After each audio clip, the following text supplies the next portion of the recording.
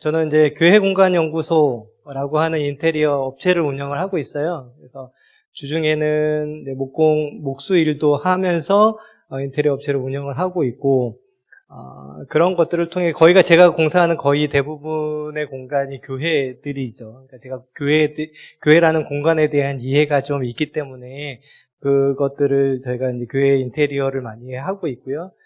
그러면서 저한테는 좀 고민이 생겼어요. 어떻게 하면 이 공간을 통해 지속 가능한 목회를 한국교회가 꿈꿀 수 있을까, 상상할 수 있을까, 이런 고민들을 하고 있고 여전히 질문하고 그 질문에 대한 답을 찾아가고 있는, 그렇게 또 주말에는 저희 작은 예배 공동체를 김포에서, 같은 서울이 될지도 모릅니다, 여러분. 그 김포에서 목회를 하고 있습니다. 목사, 목수, 어울리지 않을 것만 같은 두 직업이 모두 저의 직업이고요. 교회와 현장이 어울리지 않을 것 같은 장소 모두가 저의 모두 소중한 일터이기도 합니다. 제가 6주 동안 일과 소명에 대해서 좀 심도 있게 나눴다는 이야기를 들었고요. 제가 영상을 좀 찾아봤어요. 전체를 다 볼 수는 없었고 일을 해야 되니까요.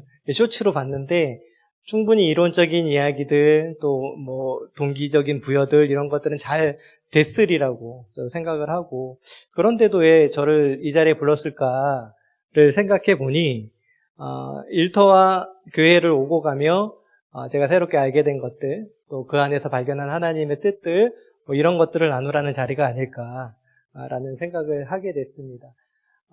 제가 좀 늦게 신학을 공부했어요. 원래는 이제 그 앞에 이야기가 저의 이야기에 더 많은 부분을 차지하지만 그 얘기를 오늘 나눌 건 아니고, 제가 35세 신학교를 들어갔고요. 1학기 때 아내를 만나서 결혼을 했습니다. 그래서 그 면학 집중 기간이라죠. 시험을 앞두고 한 주 동안 이제 집중적으로 공부해야 되는 그때에 신혼여행을 갔다 왔어요. 그래서 아이를 낳게 됐죠. 늦은 나이였으니까. 첫째가 태어났어요. 그리고 나서 2년 있다가 둘째가 태어나고 또 셋째가 태어났습니다. 그러니까 세 아이의 아버지이죠. 근데 아이가 셋이면 그 가정을 뭐라고 여러분 부르는지 아세요? 예? 다자녀 가구라고 얘기를 합니다. 그리고 그 지자체마다 조금 다르기는 한데 그 자녀 장려금이라는 게 주어져요. 아이를 낳으면 돈을 주더라고요. 첫째를 낳는데 100만 원을 받았어요. 그때 제가 교회에서 부교육자로 사역을 하고 있었는데 한 달 사례보다 훨씬 많은 돈을 애를 낳았다고 주더라고요. 둘째를 낳으니까 200만 원을 줬어요. 제가 경기도 양평에서 살았었는데 셋째를 낳으니까는 얼마를 줬을까요? 300을 줬어요. 제가 넷째는 못 낳았지만 넷을 낳으면 500을 주더라고요. 다섯째를 낳으면 얼마 줄까요? 첫째 100, 둘째 200, 셋째 300, 넷째 500, 다섯째, 예? 1000만 원입니다. 여러분 양평으로 가십시오. 다섯을 낳으면은 심지어 여러분 군수님이 집에 찾아오셔서 함께 기념 촬영을 합니다. 촬영을 하고 그때 찍은 사진들이 군청에 걸리는 그런 영광을 여러분 누릴 수 있습니다. 그런데 제가 이제 군청에 볼 일이 있어서 갔는데 그렇게 아이를 5을 낳은 가정과 군수님의 그 사진들을 이렇게 지켜보고 있는데 그 사이에 되게 익숙한 얼굴들을 발견하게 된 거예요. 여러분 그분들이 누군지 아세요? 다들 목사님 가정이었어요. 생명을 하나님 주신 것이고 그러니까 주시면 주시는 대로 낳아야지 아이를 기른 거죠. 정말 지금 생각해보면 너무나 대책 없는 그런 아이들을 낳는 그런 시간들이 아니었나 생각을 합니다. 몰랐어요. 처음에 이제 저희 아내도 교회에서 전도사 사역을 하고 있었고, 저도 전도사를 사역하고 있으니까 두 사람이 사역을 하고 사례비를 받는 걸로 생활을 하는 게 풍족하지는 않아도 부족함 없이 생활을 할 수가 있었습니다. 몰랐는데 첫째가 태어나고 둘째가 태어나고 셋째가 태어나고 나니까 야 정말 사는 게 이렇게 힘들구나를 알게 된 거죠. 여러분 그렇잖아요. 살아가는 게 만만치 않죠. 정말 먹고 사는 힘들이 너무나 힘이 듭니다. 생존 자체가 미션이 되어버린 그런 순간을 경험하게 된 겁니다. 그런데 아이가 5인데 제가 부교육자로 사역할 때 사례가 한 100만 원 정도 됐어요. 여러분 5 식구가 서울에서 100만 원 갖고 생활할 수 있나요? 불가능하잖아요. 그런데도 그러한 삶을 살아내야 되는 거예요. 청빈한 삶을 강요받는 거죠. 목회자는 돈에 연연하지 말고 청렴하고 가난한 삶을 살아야 한다고 배워왔기 때문에 그 삶을 견뎌냈던 거예요. 그런데 여러분, 가난의 본질이 뭔지 아세요? 단순히 돈이 없는 게 아니라 나를 위해 나서줄 사람이 없는 것이 가난의 본질이에요. 저희가 한 달에 100만 원밖에 수입이 없었지만 저희가 가난하지 않았던 것은 저희들을 불쌍히 여겨서 저희들을 위해 나서주었던 그런 고마운 분들 때문에 저희가 가난하지 않을 수가 있었죠. 그런데 정직하게 말하자면 더 많은 사람들이 우리를 위해서 나서주기를 바라면서 가난을 전시했던 것이 사실이에요. 불쌍하게 보이는 거예요. 저 이렇게 힘들어요. 근데 저희가 이제 첫째 아이를 낳고 첫째 아이가 어린이집을 가게 됐어요. 영유아 어린이집을 가게 됐어요. 10개월 정도 됐을 때 아내가 다시 사역을 시작해야 됐기 때문에 조금 이른 나이지만 어린이집을 보냈어요. 10개월에서 한 돌 정도가 되면 아이들이 걸음마를 시작합니다. 아장아장 거예요. 너무 사랑스럽죠. 너무 예쁜 거예요. 그런데 그 걸음마를 시작하다 보니까 어린이집에서 야외 활동을 하는 그런 시간들이 있어요. 아이들을 데리고 밖에서 산책을 하는데 그러려면 여러분 뭐가 필요해요? 신발이 있어야 되잖아요. 운동화가 있어야 되는데 저희 아이는 태어난 지 10개월 동안 운동화를 가져본 적이 없는 거예요. 큰일 났다. 어떻게 운동화를 사지? 한 3만 원에서 5만 원 정도의 추가 지출이 저희에게는 굉장히 부담스러웠던 거죠. 근데 마침 감사하게도 저희랑 친하게 지내는 전도사님 가정에서 아이가 신던 신발을 저에게 물려주셨어요. 이게 신던 건데 괜찮겠냐. 그래서 이거 저 너무 감사하다. 안 그래도 신발 때문에 고민하고 있었는데 너무 감사하다. 분홍색 빨간 별이 그려진 신발을 선물 받았어요. 아이에게 신발을 신기고 같이 어린이집을 등원을 하게 됐죠. 여러분 얼마나 예뻐요. 신발을 신지 않아도 예쁜 아이인데 신발을 신으니까 너무 예쁜 거예요. 아장아장 걸어가는데 정말 너무 사랑스러운 거예요. 제가 그 아이를 이렇게 안고 가다가 불현듯 그런 생각을 한 거예요. 내가 혹시나 이 아이를 안고 지나가다가 계단에서 만약에 발을 헛디디면 난 등으로 떨어질 거야. 이 정도로 너무 사랑스러운 아이였던 거죠. 근데 그 아이랑 이제 잠깐 동안 이제 헤어지는 인사를 하고 아이는 반으로 들어가고 그 아이가 벗어놓은 신발을 신발장에 이렇게 넣는데 저희 아이 신발만 되게 뒷굽이 달아 있는 거예요. 요즘 아이들을 많이 낳지 않잖아요. 한 가정에. 그러다 보니까 비혼인, 이모들, 삼촌들이, 조카들을 위해서 얼마나 많이 예쁜 것들을 사다 주고 좋은 것들로 입히고 그래요. 다 메이커 신발들, 다 새 신발인데, 저희 아이 신발만 뒷굽이 낡은, 그 분홍색이 벗겨진 운동화를 신고 있는 거예요. 그날 돌아와서, 좀 원망 섞인 기도를 하나님께 드렸죠. 하나님, 나를 이러려고 부르셨습니까? 도대체 이게 뭡니까? 부르심과 소명이 생존이라는 현실 앞에서 흔들리는 경험을 우리는 하게 됩니다. 여러분, 너무 당연한 거예요. 우리 일상에서 우리는 소명이 중요하고 나를 향한 하나님의 부르심이 너무나 중요한데 생존이라는 현실 앞에서 우리는 흔들리게 됩니다. 여러분, 여호수아서 22장을 보면 요단의 동편인 길르앗과 아셀 땅에 머무르는 족속들의 이야기가 나옵니다. 그들이 세 지파였는데 므낫세 반지파, 갓지파, 루벤 지파. 이 세 지파 사람들이 요단의 동쪽에 머무르기로 결정을 합니다. 그런데 여러분 잘 아시겠지만 요단의 동편은 하나님께서 약속하신 약속의 땅이 아니에요. 젖과 꿀이 흐르는 땅이 아닙니다. 그 광야에서 어려운 시간을 어떻게 통과했는데 왜 그들은 요단으로 들어가지 않으려고 했던 걸까? 민수기 32장을 보면 그 이유가 나옵니다. 이 세 지파의 사람들이 모세에게 가서 이렇게 얘기를 하는 거예요. 우리가 이곳에 우리의 가축을 위하여 우리를 짓고 우리 어린 아이들을 위하여 성읍을 건축하고 그렇게 또 이렇게 얘기를 해요. 땅에 원주민이 있으므로 우리 어린 아이들을 그 견고한 성읍에 거주하게 한 후에 우리는 무장하고 이스라엘 자손을 그곳으로 인도하기까지 그의 앞에 가고 이렇게 얘기를 하는 거예요. 가나안 전쟁은 나를 향한 하나님의 부르심인 거죠. 그러니까 하나님이 나를 부르셨고 나를 그 일에 부르셨으니까 그것은 내가 그 전쟁은 가나안 정복 전쟁에는 가장 앞에 서서 전쟁을 치르겠다는 거예요. 그런데 우리로 하여금 이 요단의 동편에 머무르게 해달라고 요청을 하는 거죠. 그러자 모세가 뭐라고 얘기하면 어찌하여 너희가 모든 형제의 마음을 낙담케 하느냐라고 얘기를 해요. 이들의 요구로 인해서 모든 백성들의 마음이 낙담하게 되었다는 거죠. 여러분, 그런데 왜 이 세 지파의 사람들은 모세에게 이런 낙담할 만한 요청을 할 수밖에 없었던 걸까요? 그 이유가 뭐예요? 첫 번째는 16절에 우리 가축을 위하여. 그렇죠. 이곳이 우리가 먹고 살기에 적합한 땅이라는 거예요. 내 생계를 유지하는데 이만큼 좋은 것이 없어 보인다는 거예요. 두 번째는 이유가 뭐예요? 우리 아이들을 위하여. 내 아이들을 위하여. 여러분 생각해 보세요. 가나안 정복 전쟁은 나의 소명이고 나의 부르심이에요. 그래서 내가 누구보다도 앞장서서 전쟁을 치를 자신도 있어요.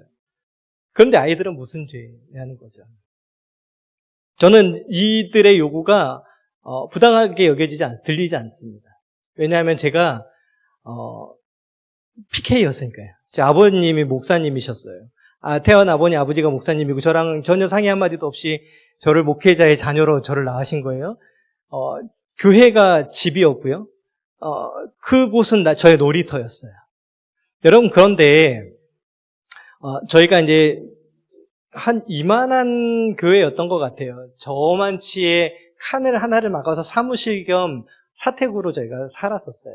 따로 보일러 시설을 하거나 그럴 여력이 안 돼서 스티로폼을 하나를 깔아놓고 5식구가 그곳에서 함께 잠을 자고 생활을 하는 공간이에요. 굉장히 사적인 공간이잖아요, 이 집은. 비루하지만 여기는 저희들의 보금자리, 저희 가족의 보금자리인 거예요. 그런데 이 매우 사적인 공간인 우리 가족이 머무는 이 집이 사택이라 불리면서 매우 공적인 장소가 되는 거예요. 아무나, 누가 아무 때나 문을 벌컥 열고 들어와도 되는 그런 장소인 거예요. 어린 마음이 너무 싫은 거예요. 여기는 내가 편하게 쉴 수 있는 옷도 좀 편하게 입고 있고 그런 곳이어야 되는데 막 집사님들이, 권사님들이 아무 때나 문을 열고 벌컥벌컥 들어오는 거예요. 그래서 저희 어머니는 저희한테 그렇게 가르치셨어요. 목사 집은 너무 따뜻하면 안 돼. 겨울에도 그래서 온도를 낮추고 점퍼를 입고 그렇게 생활하게 저희들에게 가르치셨던 거죠. 여러분, 개근거지라는 말 혹시 들어보셨어요? 개근거지. 들어보셨나요? 학기 중에 체험학습이 가능해요. 미리 이제 부모들이 선생님한테 말씀을 드리면 체험학습을 학교를 나가지 않고 체험학습이 가능하죠. 그래서 그렇게 그 시간들을 내서 요즘 아이들이 이제 해외여행을 자주 갔다 와요. 저희 막내 아이 친구도 1년에 한 4번 정도를 해외여행을 체험학습을 신청하고 가더라고요. 그런데 모두가 다 그럴 만한 형편이 아니잖아요. 나갈 수 있는 형편이 안 되는 아이들이 있는 거죠. 그런 아이들을 지금 비하하면서 하는 말이 개근거지라는 거예요. 해외여행도 한번 못 가고 매일같이 출석을 하는 아이들을 향해서 개근거지라고 불러요. 만약에 그렇다면 제가 제일 어렸을 때 부러웠던 것 중에 하나가 아이들이 이제 친구들이 주말 지나서 학교에 가면 아빠와 같이 낚시 갔다 오고 막 이런 얘기들을 해요. 나 아빠랑 낚시 갔다 왔어. 야, 뭐 새우를 낚는 거야. 막 조그만 것들이 막 그런 얘기들을 해요. 아빠한테 듣고. 근데 그게 너무 부러운 거예요. 저희는 주말에 어디를 갈 수가 없잖아요. 집이 교회니까. 아버지가 목사님이시니까. 그 흔한 국내 여행도 한번 가보지 못한 목회자의 자녀들은 뭐라 불러야 될까 이런 생각이 들더라고요. 그랬었어요. 예전에는 목회자와 그의 가족의 희생을 당연한 것으로 여기던 때가 있었습니다. 그걸 미덕이라고 여겨왔었죠. 그런데 여러분 한번 생각해 보세요. 목사이지만 목사로의 부르심은 그 한 사람을 위한 부르심이지만 목사도 목사이기 전에 한 가족의 생계를 책임져야 되는 가장이잖아요. 여러분 가장이 영어로 뭔지 아세요? 브레드 위너라는 단어를 사용해요. 브레드, 빵, 위너, 승리자, 빵을 얻는데 승리한 사람. 나의 가족을 위해서 빵을 얻어내는 일에 승리해야 되는 사람이 가장인 거죠. 그래야지 나의 식솔들을 먹여 살릴 수 있으니까요. 제가 이제 목수 일을 배워야 되겠다 생각을 하고 잡코리아를 통해서 이력서를 100통 이상을 넣습니다. 뭐 마음만 먹으면 일자리 구하는 거 뭐 사지가 멀쩡한데 못하겠어? 이제 100통을 넣었는데 세 군데에서 연락이 왔어요. 면접을 좀 보자. 근데 갔더니 주 6일을 하루에 10시간씩이라도 세후 200만 원을 받을 수 있는, 받기가 어려운 그런 직업들밖에 없었어요. 그래서 안 되겠다 싶어서 목수, 이제 실내 인테리어 내장 목수를 하는 저희 형님에게 부탁을 드렸어요. 내가 좀 일을 해야 되겠는데 내가 빵을 얻어내야 되는데 나를 좀 데리고 다니면서 일도 가르치고 돈을 좀 벌 수 있게 해달라. 그래서 이제 형님을 따라서 이제 목수 일을 하기 시작했습니다. 그래서 날일로 다닌 게 벌써 그러니까 날일 전문 용어긴 한데 목수들이 매일매일 가서 어떤 현장에 가서 일을 하고 이제 돈을 받는데 그런 일을 한 게 지금 한 5년, 6년 정도가 됐고요. 그 이후로는 그런 경험들을 살려서 인테리어 업체를 운영을 하고 있는 거예요.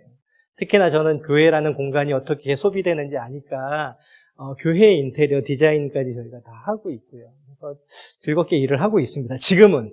근데 그때는 너무 힘든 거예요. 제가 시작한 지 얼마 안 되고 나서 갔던 현장이 부산이었어요. 여러분 부산에 해운대인지 어디죠 또 유명한 바닷가가? 광안리인지 잘 기억이 안 나는데 앞에 23층짜리 아파트가 있는 거예요. 근데 23층 아파트의 그 꼭대기에 보면 이게 몰딩이 돌아가잖아요. 이 몰딩을 돌리는 작업을 하게 된 거예요. 부산에 간다 그러니까는 이제 신이 나갖고 일주일 동안 이제 육아로부터 좀 벗어나고 아내한테 미안하지만 그럴 수 있다고 생각을 하고 딱 갔는데 제 작업 현장이 23층 꼭대기였던 거예요. 걸터서 일을 할 수 있는 게 아니라 바깥에 몸을 내에 던져서 일을 해야 되는 거예요. 아시바가 이렇게 설치되어 있는 새로운 신축 현장이 아니라 곤도라를 이용을 해서 작업을 해야 되는 거예요. 여러분 곤도라 아세요? 옥상에 올라가면 두꺼운 쇠가 이렇게 건물에 박혀져 있고 거기에 줄을 이용해서 이제 건물 밖으로 몸을 내어 놓을 수 있는 그런 기구들이 있어요. 곤돌라 나중에 한번 찾아보세요. 거기에서 일을 해야 되는 거예요. 여러분 제가 정말 높은 데가 무서운 사람이거든요. 다리가 막 후들후들 떨리기 시작하고. 근데 그 곤도라를 타야 되는 사람이 누구냐면 경력도 제일 짧고 돈도 제일 적게 버는 제가 거기를 타야 되는 거였어요. 해야 되니까 어쩔 수 없이 이제 올라는 갔는데 너무 무서운 거예요. 이게 사람이 그렇잖아요. 이게 시선만 조금 밑에만 안 보여도 덜 무섭겠다 싶어갖고 저희가 목수들이니까 합판으로 이제 사면을 막았어요. 그랬더니 이 바닷바람의 저항이 심해져서 정말 막 한 1m, 2m를 여기를 휘청거리는 거예요. 죽을 수도 있겠다. 는 생각에 몸이 막 긴장을 하고 온몸에 막 이제 힘을 주면서 이제 일을 하니까 일이 뭐 잘 될 리가 있나요? 일도 더디고 막 몸은 이제 막 힘들어 오고 일을 마치고 어떻게 일을 마치고 숙소에 들어가서 이제 샤워를 하는데 그때서야 이제 긴장이 좀 풀리면서 온몸에 이제 아파오기 시작한 거예요. 너무 무섭고 너무 일이 하기 싫은 거예요. 그래서 다른 동료분들이 식사를 하러 갔을 때 제가 제 짐을 다 챙겨갖고 도망 나왔습니다. 도망을 나와서 이제 다시 집으로 가는 차편을 이제 알아보고 있는데 그런 생각이 드는 거예요. 내가 여기서 이렇게 가면 나를 불러주신 분들한테는 내가 뭐가 되며 또 내가 이렇게 책임감 없는 사람이라는 것들을 사람들이 알면 또 나를 불러줄까? 나를 불러줄 사람은 있을까? 이런 생각이 드는 거예요. 그래서 다른 동료분들이 잠이 들었을 때 모른 척하고 집을 다시 갖고 들어가서 옆에 누워서 잠을 다시 자고 다음날 다시 곤돌라에 올랐던 기억들이 있어요. 무서워요. 하기 싫어요. 정말 저하고는 맞지 않는 일인데 올라가는 거예요. 왜요? 가장이니까요. 브레드위너잖아요. 올라가는 거예요.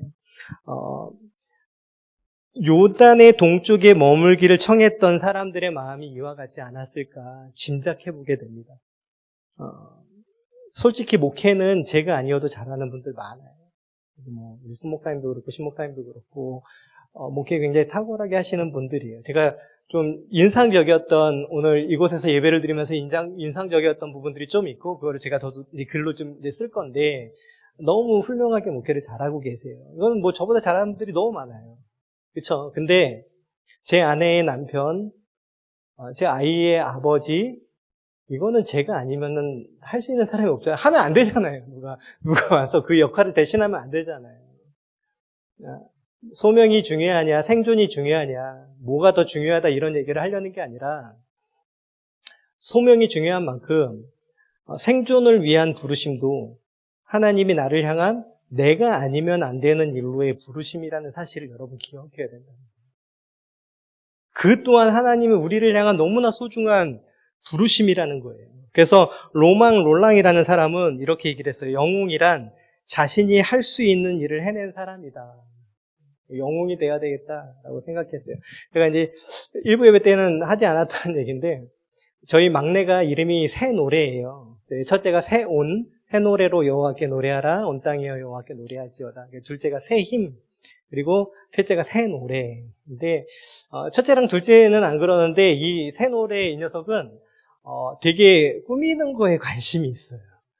그냥 타고난 것 같아요. 아침마다 어린이집을 다닐 때 치마를 입겠다고 그렇게 맨날 싸우는 거예요. 그러면 치마가 2벌밖에 없는데 이게 빨아야 되잖아요. 이렇게 빨아야 되는데 그래서 못 입을 날이 있어서 이제 설득을 하는 거죠. 노래야 오늘은 치마를 다 빨았으니까 그 바지 입고 가면 안 될까? 그랬는데 막 끝까지 투정을 부리다가 결국에는 울면서 혼나고 울면서 이제 등원을 하는 거예요. 얘가 왜 그러지 그러다가 어느 날 왜 그런지가 좀 이해가 되더라고요.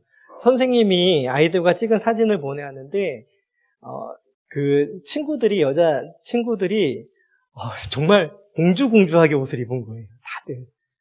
근데 얘는 그거를 비교를 하는 그게 보이는 아이인 거예요. 저희 막내 아이가 새노래가. 그래서 안 되겠다. 그 치마를 좀 사줘야 되겠다. 근데 이제 치마가 뭐 요즘 아이들 옷이 뭐 어른 옷만큼 비싸잖아요. 그리고 이게 애들이 잘 크니까 철이 지날 때마다 옷을 사줘야 되고 막 이러니까 고민스러운 거예요. 아빠가 치마 사줄게. 이제 얘기는 했는데 얘가 또 이런 거를 되게 잘 기억해요. 조금만 시간이 아빠 왜 치마는 언제 사러 가? 막 이렇게 얘기를 하는 거예요. 근데 저희 그 집사님들이 그 얘기하더라고요. 여기 이제 강서에 있는 그 NC백화점에 가면 매대 상품이 제일 좋은 옷들이 싸게 판다 그랬어요. 그래 여기다 싶어갖고 이제 데리고 가서 치마를 사줬어요. 치마를 갖고 돌아와서 이 아이가 잠을 자는데 치마를 꼭 끈안고 자는 거예요. 꼭 끈안고 자는 거예요. 이렇게 올려놔 구겨져. 아니야 나 이거 너무 좋아. 아빠 너무 좋아 그러는 거예요. 제가 그때 무슨 생각했냐면 내가 아빠 노릇했구나. 아이한테 아빠 노릇했구나. 오늘 주제와는 아닌데 제가 이제 가끔 강의를 하러 갈 때 비슷한 얘기들을 해요. 여러분 하나님께서 우리에게 주신 일상을 이렇게 누리며 사는 것이 하나님을 예배하는 일이 돼요. 프로스케네요. 발등에 입맞춤하는 게 예배잖아요. 그분의 가치를 인정하는 거, 월십이잖아요. 가치를 인정하는 게 예배예요. 근데 그 아이가 저를 예배하는 거예요. 아빠 너무 좋아. 나한테 이렇게 치마를 사주는 아빠 너무 좋아. 아이에게 예배를 받는 거죠. 어쨌든 아이들과 아이들에게 영웅이 되어야 되겠다라고 생각을 했습니다. 마음을 먹었으니까 다 일사천리 다 계획한 대로 될 줄 알았어요. 그런데 저같이 일과 목회를 병행하는 사람들을 향한 시선이 좋지가 않아요. 여전히 나빠요. 교회 안에서 그렇게 말을 합니다. 이중직을 범한다 그래요. 그게 무슨 말이에요? 이중직은 곧 죄라는 거예요. 이 인식이 교회 안에 되게 많이 있어요. 그런데 여러분 코로나가 끝나고 나서 10,000개 이상의 교회가 문을 닫았다고 합니다. 10,000개 이상의 그리고 언제 문을 닫아도 이상하지 않을 교회들이 얼마나 많이 있어요. 대부분의 교회들이 수도권 지역에 몰려 있는데 그곳에서 수도권에서 생계를 유지할 만큼 목회자들이 수입을 가져오지 못하고 있어요. 그래서 인류학에서는 그렇게 수도권에서 이렇게 기거하는, 그러니까 수입은 되게 적은데 어떻게 해서든 살아내는 이 이상한 집단들을 도시빈민이라고 명명하고 있어요. 돈은 못 버는데 아이폰과 아이패드를 다 들고 다니고 막 이런 희한한 집단들인 거죠. 그러니까 쉽지가 않은 거예요. 경제는 계속 성장했다고 하는데 뭐만 안 올라요? 월급만 안 올라요. 월급은 안 오르는 거예요. 그러다 보니까 이제 한 사람의 노동으로 한 가정의 생계를 유지하는 것이 거의 불가능한 지경에 이르렀어요. 그러다 보니까 투잡, 쓰리잡이 이상하지 않고, 저도 여러분 그냥 단순히 목공일만 한 게 아니라 목수가 되려면 10년 이상의 시간이 필요합니다. 10년 이상. 그런데 그 10년 동안 제가 꾸준하게 일을 할 수 있느냐? 저를 불러주는 현장이 없는 거예요. 제가 가서 일할 만한 현장이 별로 없는 거예요. 기술을 배울 때까지는. 그래서 다른 일을 또 해야만 했어요. 제가 했던 게 뭐냐면 타다 딜리버리 운전을 했어요. 운전을 하다가 첫날 가서 여러분 얼마나 정말 부끄러운 얘기인데 저희한테 시간이 주어져요. 휴게 시간이 하루에 90분이 휴게 시간이 주어지면 그 시간에 밥도 먹어야 되고 생리적인 현상도 다 해결을 해야 돼요. 그런데 손님들이 이제 그 휴게 시간으로 돌려놓지 않고 쉬다가 만약에 손님에게 콜이 왔는데 콜을 받지 않으면 페널티를 받는 거예요. 근데 첫날 나갔는데 이 휴게 시간이 너무 짧게 느껴지는 거죠. 함부로 사용할 수 없는 거예요. 밥 먹을 때 몇 분이 걸릴까? 화장실은 언제 가야 되지? 어디를 가야 되지?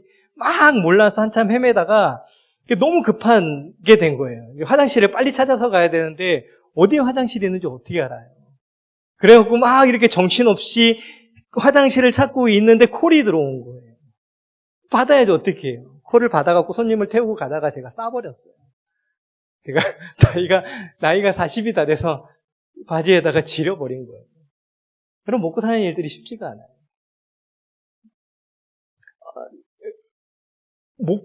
목회자들이 코로나를 지나면서 성도들이 교회에 나오는 것들을 많이 꺼려하게 되고 교회를 떠나는 사람들도 많았고 언제 문을 닫아도 이상하지 않을 교회들이 넘쳐나고 있어요. 예전에는 사모님들이 경제활동을 하면서 그 목회자 가정의 생계들을 많이 유지를 했었어요. 저희 어머님도 초등학교 선생님이셨거든요. 그랬었는데 이제는 여성의 노동력으로는 한 가정의 생계가 유지되기 어려운 거예요. 그러다 보니까 목사님들이 이제는 일터로 나갈 수밖에 없는, 전혀 이상할 것이 없는 그런 지경에 이르게 된 거죠. 저희 페이스북에 보면은 일하는 목회자라는 그룹이 있는데 거기 회원수가 2만 명이 넘어요. 우리나라 교회가 약 한 8만 개 교회가 된다는데 2만 명이 넘는 사람들이 나와서 일터에 있는 거죠. 많이 만납니다, 목사님들. 제가 이제 인테리어 업체를 운영하니까, 노동과 관련된 일을 하시는 목회자분들이 저하고 많이 연결이 되세요. 많이 계세요. 모든 분야에. 목사님들로만 공사가 다 가능할 지경 정도로.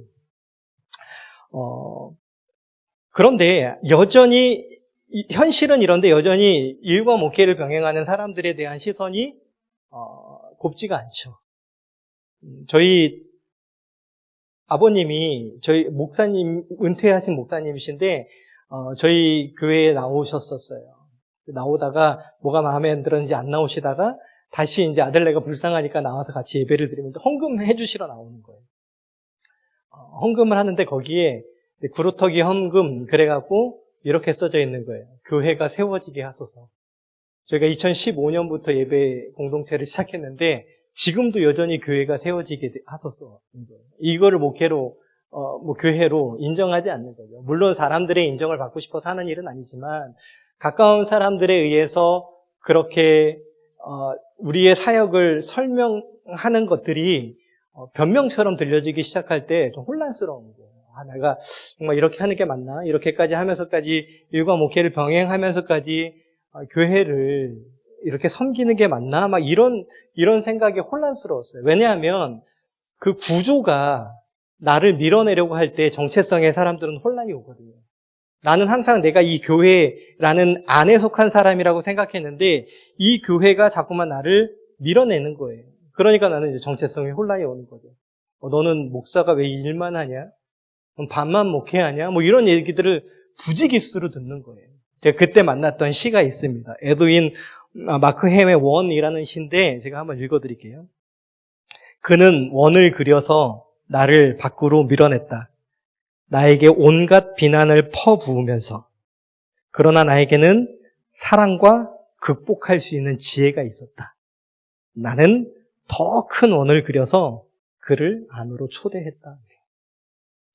이 시를 만나고 나서 그래, 원을 좀 더 크게 그려보자. 이런 마음을 갖게 됐습니다. 하지만 여전히 이렇게 일과 목회를 병행하는 사람들에 대해 시선이 곱지 않은 이유는 여러분 뭘까요? 노동은 속된 것이라는 생각 때문에 그래요.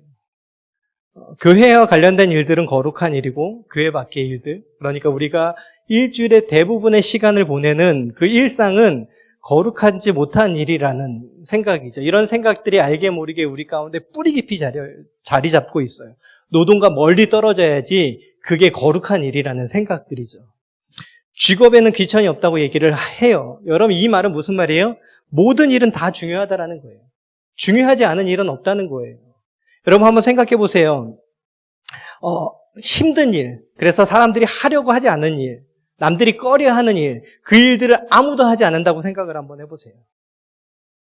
쓰레기를 도시의 바깥에 내어져 있는 쓰레기를 하루만 치우지 않는다고 한번 생각을 해보세요. 그럼 어떻게 될까요?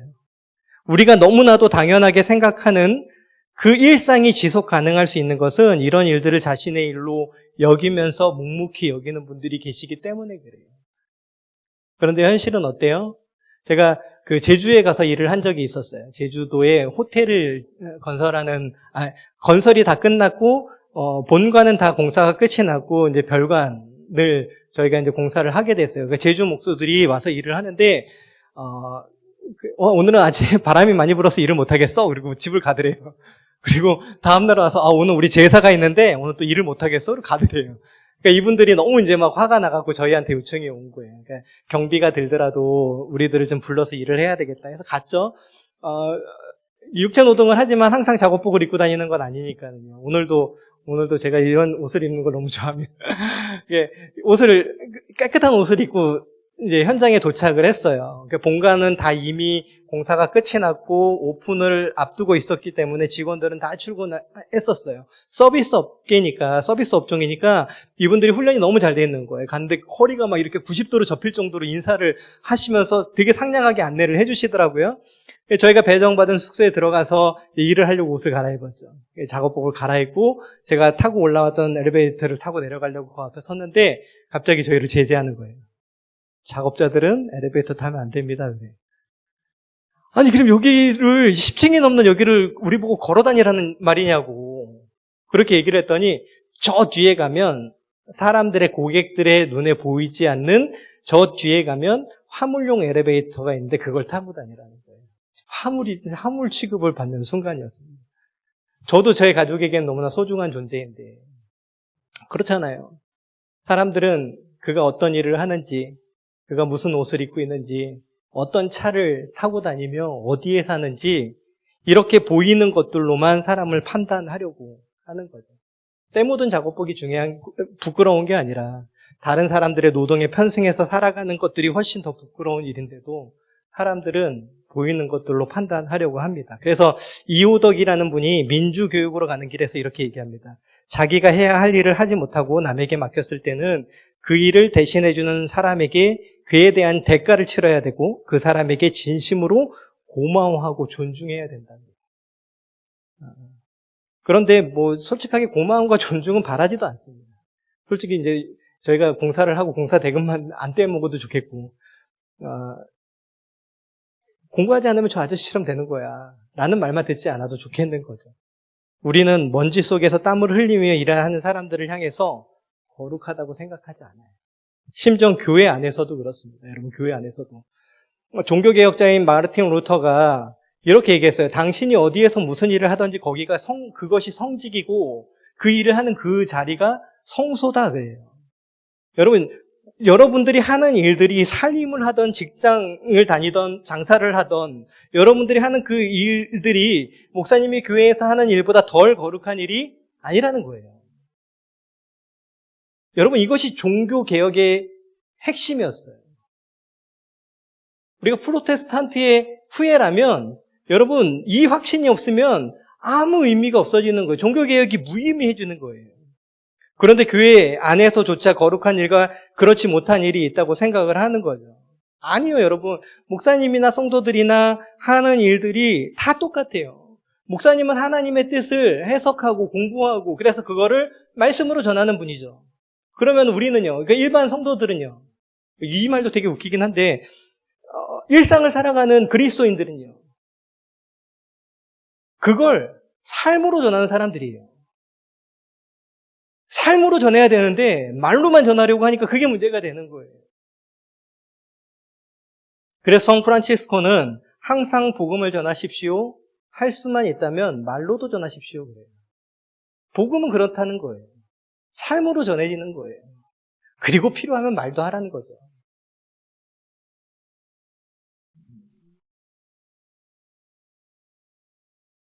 제가 좋아하는 기도문이 있는데 여러분에게 좀 선물로 좀 드리고 싶어서 오늘 적어왔습니다. 한번 여러분 들어보세요.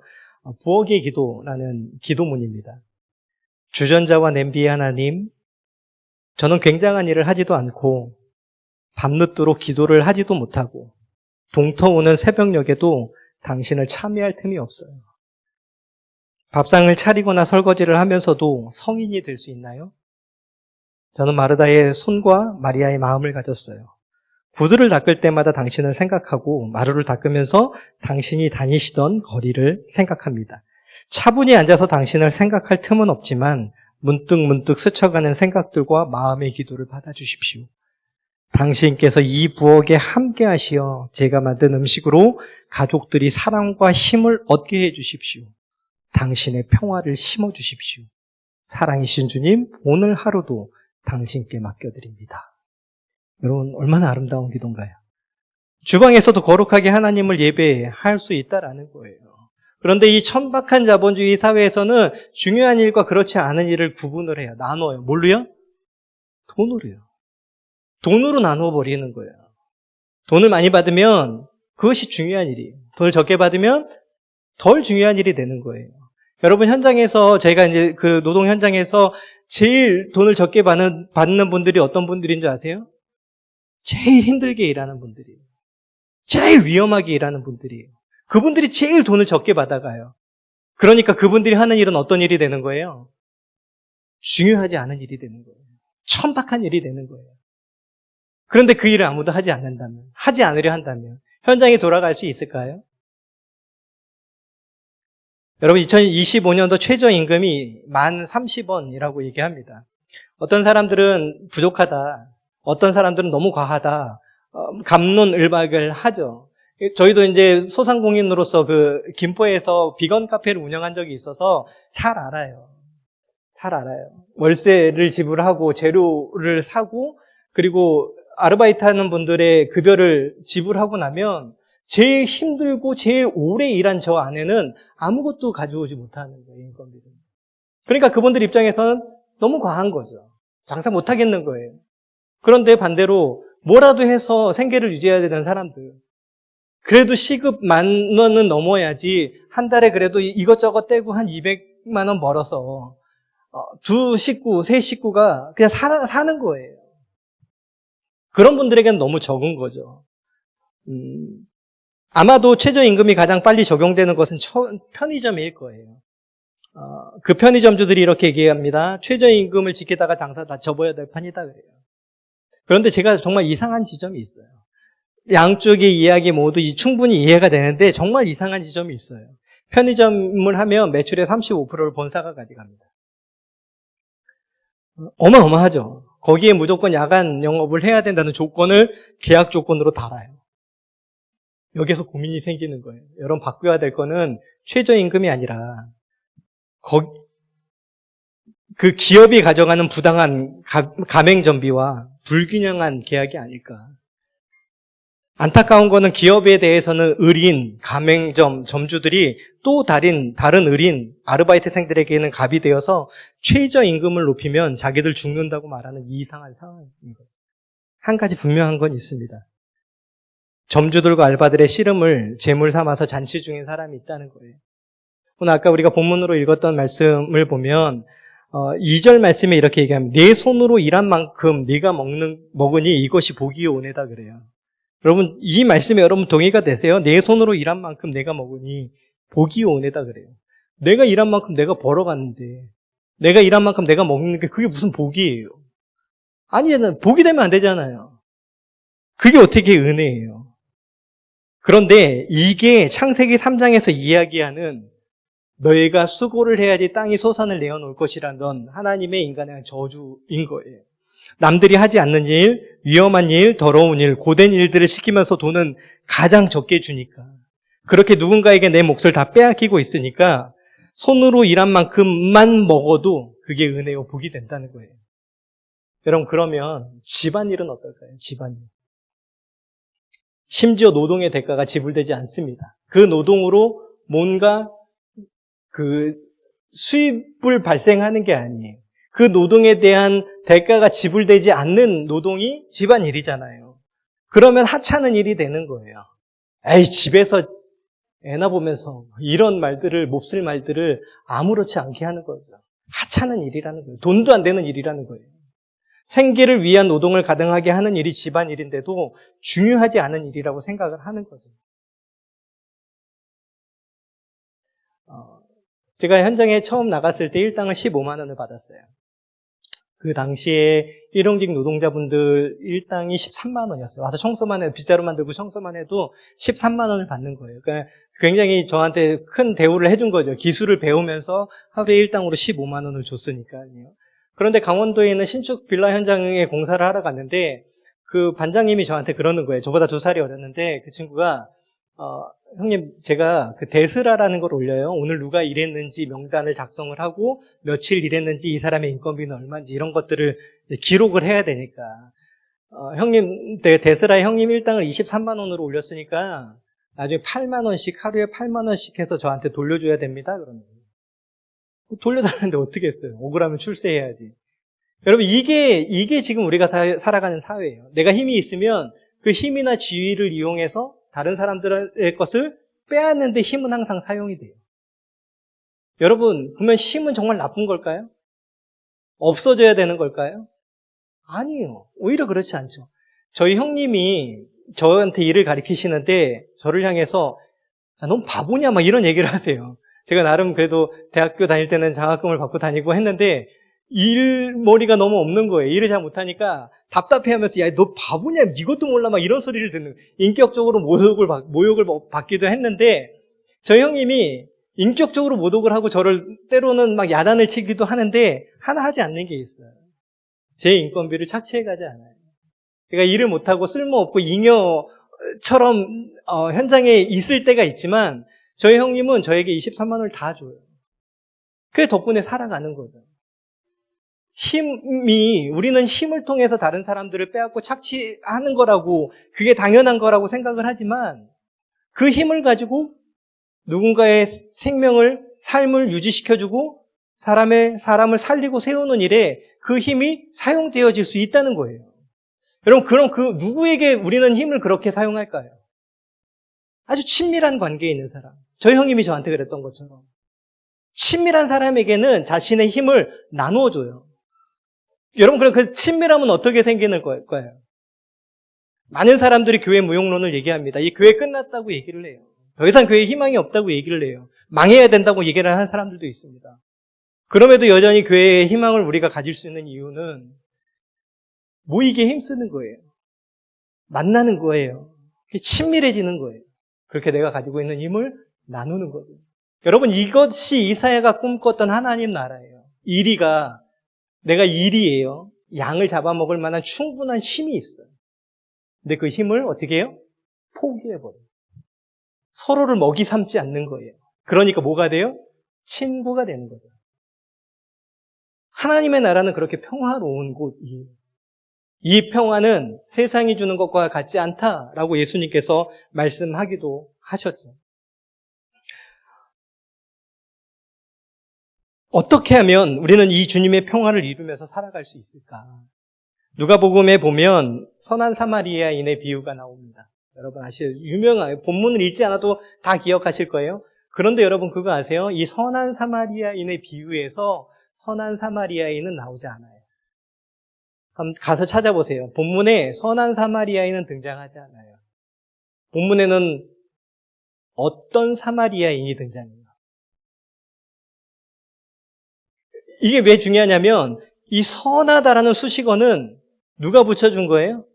사람들이 붙인 거예요. 우리가 붙인 거예요. 이것은 예수님의 의도가 아니었어요. 선하다는 수식어가 붙는 순간 이 사람은 강도를 만나서 거반 죽어가던 이 강도 만난 사람을 도왔던 사마리아인은 아주 특별한 존재가 되는 거예요. 그거는 선하니까 그 사람이나 하는 거지. 그냥 평범한 우리는 할 수 없어가 되는 거예요. 그거는 예수님의 의도가 아닌 거죠. 그런데 오늘날 한국교회는 어떤 사마리아인을 선한 사마리아인으로 너무나 당연한 것들, 특별한 것으로 만들어버렸죠. 근데 예수님 뭐라고 말씀하세요? 너도 가서 이와 같이 하라 그래요. 특별할 것 없어 보이는 우리의 일상에서 만나는 지극히 작은 자 하나를 예수님을 대하듯 하라라는 거예요. 사람을 더 이상 도구화하지 않고 나에게 주어진 힘을 빼앗거나 높아지는 데 사용하지 않는 거죠. 이것은 선한 사람이 하는 일이 아니라는 거예요. 그리스도인이라면, 예수의 제자라면 마땅히 해야 될 일이라는 거죠. 타인의 고통을 외면하지 않고 불쌍히 여기는 거예요. 저는 이 국률의 마음에서 구원은 시작된다고 믿습니다. 예수님께서 하셨던 모든 일들이 불쌍히 여기는 마음, have compassion이죠.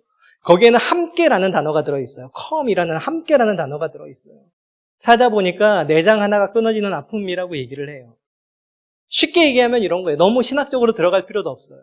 have compassion은 진짜 아픈 거예요. 저 사람의 고통을 보면서 내가 정말 아픈 거예요. 위에서 아래로 내려다보면서 시혜적인 차원으로 에휴, 안 됐네. 이렇게 얘기하는 것이 아니에요. 그 사람의 아픔에 나의 마음을 겹치는 거죠. 할 수만 있다면 그 사람과 나 사이의 거리를 좁히는 거예요. 혼자 내버려 두지 않는 거죠. 하지만 안타깝게도 우리가 살아가는 지금 여기에도 더 이상 살아갈 방법이 없어서, 그런데 나를 위해서 나서줄 사람은 하나도 없어서 가난하게 살면서 나 좀 불쌍히 여겨주십시오 라고 외치는 외침들이 여기저기에서 터져나오고 있어요. 그렇게 삶의 끝에 내몰린 사람들이 있어요. 밀린 월세와 공과금을 봉투에 유언처럼 담아놓고 이 세상과 작별하는 사람들. 내가 없으면 이 아이는 어떻게 살아가지? 라는 마음에 그 사랑하는 아이를 살해 후 자살하는 사람들. 더 이상 어떻게 해볼 수 없을 정도로 정말 힘들게 일을 하는데 삶이 나아지지가 않는 거예요. 당장 내일 먹고 살 것들을 걱정해야 되는 사람들. 배달 시간을 분 단위로 계산하기 때문에 모두의 안전을 뒤로 하고 고개 운전을 할 수밖에 없는 라이더들. 신자유주의는 우리에게 이런 사람들의 고통을 외면하라고 합니다. 나아가 이들의 아픔을 적극적으로 이용하라고 하죠. 그래야 행복할 수 있다고 말합니다. 하지만 정말 그럴까요? 그럼 정말 그럴까요? 이렇게 취업하기 힘든 시기에 밥벌이를 할 수 있는 그런 일이 있으니 다행이고, 난 남자여서 밤에 걸어 다녀도 무섭지 않아, 위험하지 않아, 그러니 다행이야. 나는 장애를 가지고 있지 않으니까 정상적인 생활을 할 수 있어서 다행이다가 아니에요. 우리의 손으로 일한 만큼 먹는 것이 더 이상 복이나 은혜가 되지 않아도 되고, 여성이 혼자 밤길을 걸어 다녀도 위험하지 않고 전혀 문제가 되지 않는 거예요. 내 얼굴이, 내 사진이 SNS에 올라가도 누군가 그거를 딥페이크로 만들어서 나를 소비할까 걱정하지 않아도 되는, 장애를 가지고도 아무런 불편 없이 살아갈 수 있는, 이동권을 보장받을 수 있는 그런 세상을 향하는 거죠. 내가 아니어서 다행이다를 멈추고 다른 사람의 아픔에 마음을 겹치는 거예요. 그와 나 사이의 거리를 좁히는 거예요. 불쌍히 여기는 것. 그러니까 누군가를 국률이 여기는 것은 고통을 없애주는 것이 아니라 함께 짊어지는 것입니다. 컴패션, 함께 짊어지는 것입니다. 우리가 어떻게 누군가의 고통을 없애줄 수 있겠어요? 함께 울고 기도해 줄 뿐이죠. 그렇게 할 때 자신을 이해하고 공감해 주는 이들로 인해서 나 혼자가 아니구나, 다시 한번 힘을 내는 거예요. 살아갈 힘을 얻게 되는 거죠. 사랑하는 성도 여러분, 하나님께서 우리에게 허락하신 일상을 이렇게 살아가는 거예요. 대단한 일이 아닐 수도 있어요. 하지만 그런 일상이 쌓이고 쌓일 때 이사야가 보았던 그 하나님의 나라는 우리가 눈으로 보고 손으로 만지고 귀로 들을 수 있는 실제가 될 줄로 믿습니다. 우리 그 일상을 대단하지 않나 보이는 그 일상을 함께 살아내는 우리의 삶으로 복음을 전하는 저와 여러분이 되기를 바랍니다.